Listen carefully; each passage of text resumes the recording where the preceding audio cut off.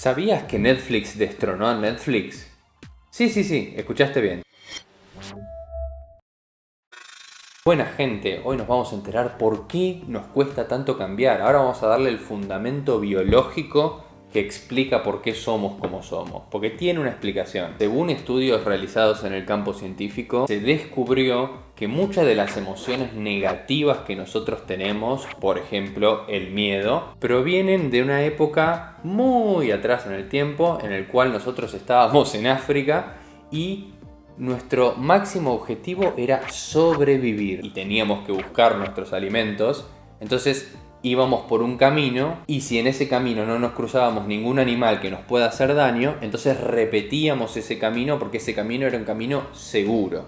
Entonces las personas que en ese momento eran innovadoras corrían un riesgo muy grande porque al ir cambiando de caminos podían llegar a, por ejemplo, cruzarse con un animal que les pueda hacer mucho daño. Entonces los humanos que fueron sobreviviendo fueron aquellos los cuales tenían miedo, entonces siempre iban por el mismo camino. Y dichos humanos solamente cambiaban cuando el contexto lo hacía estrictamente necesario. Por ejemplo, si en el lugar en el que yo iba a buscar mis alimentos ya no hay más alimentos, entonces en ese caso no tengo más otra opción que ir a otro lugar. Y aunque no lo puedan creer, en el contexto actual no cambió mucho nuestro cerebro. La realidad es que tenemos cerebros antiguos en una sociedad muy moderna y en esta sociedad los cambios son muy habituales. Entonces las personas que en el pasado sobrevivían porque resistían al cambio, hoy por hoy son las personas que se llevan la peor parte. Es por eso que a nosotros nos cuesta tanto cambiar, porque es algo que va en contra de nuestro instinto, que es resistir al cambio, hacer lo que ya funcionó en el pasado. Traigamos el ejemplo de Netflix y Blockbuster. ¿Sabían que Netflix trató de venderse a Blockbuster y Blockbuster dijo que no, porque creían que no valía la pena? Y seguramente en ese momento el presidente de Blockbuster encontró un montón de motivos por los cuales el negocio de Netflix, según palabras de ellos, era un negocio de nicho. Y resistieron al cambio hasta que fue completamente insostenible y terminaron quebrando. Y Netflix, demostrando ser completamente diferente a la competencia, se autodestruyó. ¿Y por qué digo esto? Porque Netflix inicialmente enviaba DVDs mediante el correo postal. Sí, Netflix arrancó así, no arrancó con servicio de streaming en un principio. Pero ellos notaron que había un negocio alrededor del streaming.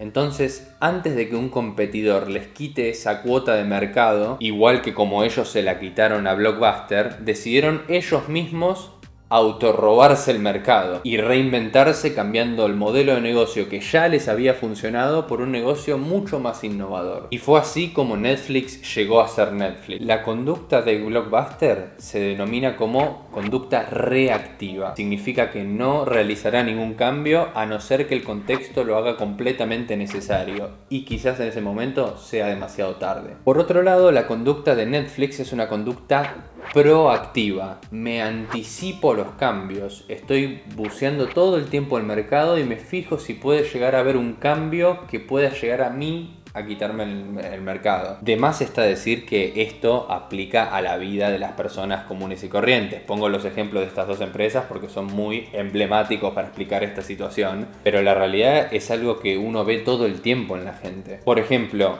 en el apartado de tecnología se están creando puestos nuevos todos los días y muchos de esos puestos se están reemplazando a puestos que funcionaron a lo mejor hace 50, 60 años. Sin embargo, tenemos muchísimas generaciones de jóvenes que siguen estudiando carreras del pasado y es gente que se va a chocar con el futuro, si es que no lo hicieron ya, y esas personas van a tener que reinventarse completamente si su carrera deja de ser de interés para el mercado. Y dentro de la programación también hay tendencias que están desapareciendo y otras que están emergiendo, y justamente la dinámica que en sistemas se entiende bastante bien, pero en otras profesiones no tanto, es que hay que modernizarse todo el tiempo. Y de repente el contador tradicional de toda la vida tendrá que aprender a hacer transacciones internacionales porque el mundo está cada vez más globalizado y las transacciones internacionales son cada vez más frecuentes y muchos otros ejemplos más que estamos viendo en el día a día. Así que si queremos dejar de ser reactivos para pasar a ser proactivos,